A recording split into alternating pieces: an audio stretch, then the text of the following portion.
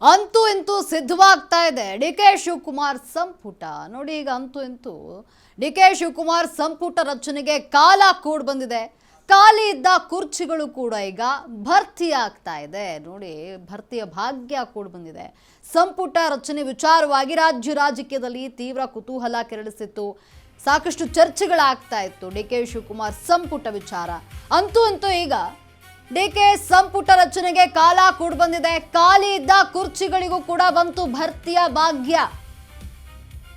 High command ಬುಲಾವ್ ಓಡೋಡಿ ಬಂದ leaders ಯದ್ನೋ ಬಿದ್ನೋ ಅಂತ ದಿಲ್ಲಿಗೆ ಓಡ್ ಬಂದಿದ್ದಾರೆ. ಈಗ ಏನು ಸಿಎಂ ಡಿ ಕೆ ಶಿವಕುಮಾರ್ ಹಾಗೂ ಸಿದ್ದರಾಮಯ್ಯ ಹರಿಪ್ರಸಾದ್ ಸಂಜೆ ಒಂದೇ ಫ್ಲೈಟ್ನಲ್ಲಿ ಉಭಯ ನಾಯಕರು ದೆಹಲಿಗೆ ತೆರಳಿದ್ದಾರೆ. ಬೇಕಾಗಿರೋದು 20 ಸ್ಥಾನ, 80 ಶಾಸಕರಿಂದ ಹೋರಾಟವನ್ನು ನಡೆಸಲಾಗ್ತಾ ಇದೆ. ಈಗಾಗಲೇ ಸಿದ್ಧಗೊಂಡಿದೆ ಆ 20 ಶಾಸಕರ ಫೈನಲ್ ಪಟ್ಟಿ.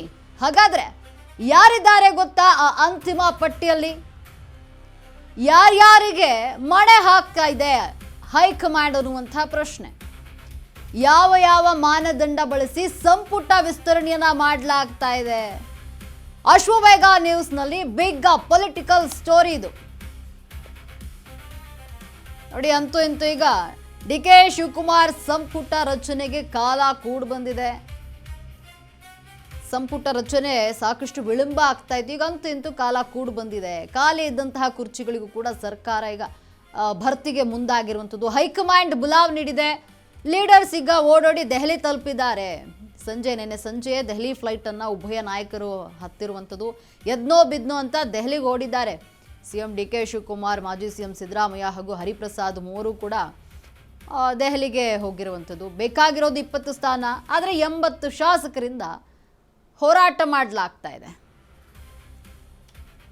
ನೋಡಿ, ಅಂತೂ ಇಂತೂ ಫೈನಲ್ ಹಂತ ತಲುಪಿದೆ ಸಂಪುಟ ರಚನೆ. ಹೈಡ್ರಾಮಾ ಏನು ನಡೀತಾ ಇತ್ತು, ಸಂಪುಟ ಹೈಡ್ರಾಮಾ ಈಗ ಅಂತೂ ಇಂತೂ ಫೈನಲ್ ಹಂತಕ್ಕೆ ಬಂದಿದೆ.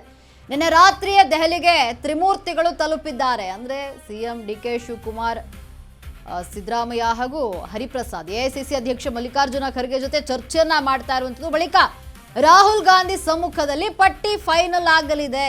ವರಿಷ್ಠರು ಪಟ್ಟಿ ಓಕೆ ಅಂದ್ರೆ ಇದೇ ವಾರ ಪ್ರಮಾಣ ವಚನ ನಡೆಯುತ್ತೆ.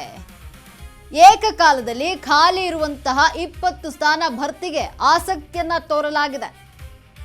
ಖಾಲಿ ಇರುವಂತಹ ಏನು 20 ಸ್ಥಾನ ಇದೆ, 20 ಸ್ಥಾನ ಭರ್ತಿಗೆ ಆಸಕ್ತಿಯನ್ನ ತೋರ್ತಾ ಇರುವಂಥದ್ದು. ಬಹುತೇಕ 20ರ ಒಳಗಾಗಿ ಪ್ರಮಾಣ ವಚನ ಸ್ವೀಕಾರ ಆಗಲಿದೆ. ಈ ತಿಂಗಳ 20ರ ಒಳಗಾಗಿ ಬಹುತೇಕ ಒಂದು ಪ್ರಮಾಣ ವಚನ ನಡೆಯಲಿರುವಂತಹ ಸಾಧ್ಯತೆ ಇದೆ. ಅಂತೂ ಇಂತೂ ಕೂಡ ಈಗ ಸಂಪುಟ ಹೈಡ್ರಾಮಕ್ಕೆ ತೆರೆ ಬೀಳುವಂತಹ ಸಾಧ್ಯತೆ ಇದೆ. ನಿನ್ನೆ ರಾತ್ರಿಯೇ ದೆಹಲಿಗೆ ತ್ರಿಮೂರ್ತಿಗಳು ತಲುಪಿದ್ದಾರೆ. ಡಿ ಕೆ ಶಿವಕುಮಾರ್, ಸಿದ್ದರಾಮಯ್ಯ, ಹರಿಪ್ರಸಾದ್ ಮೂವರು ಕೂಡ ನಿನ್ನೆ ಸಂಜೆಯೇ ತೆರಳಿದ್ರು.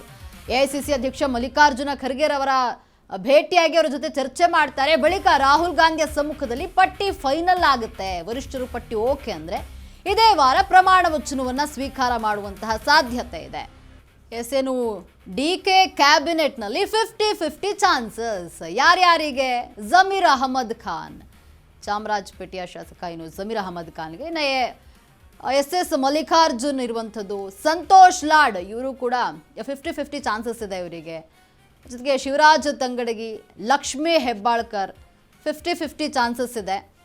ಇನ್ನು ಮಂಕಾಳ್ ವೈದ್ಯ ಇವ್ರಿಗೂ ಕೂಡ 50-50 ಚಾನ್ಸ್ ಇರುವಂಥದ್ದು, ಸಿಗುವಂತಹ ಸಾಧ್ಯತೆ ಇದೆ. ಮಧು ಬಂಗಾರಪ್ಪ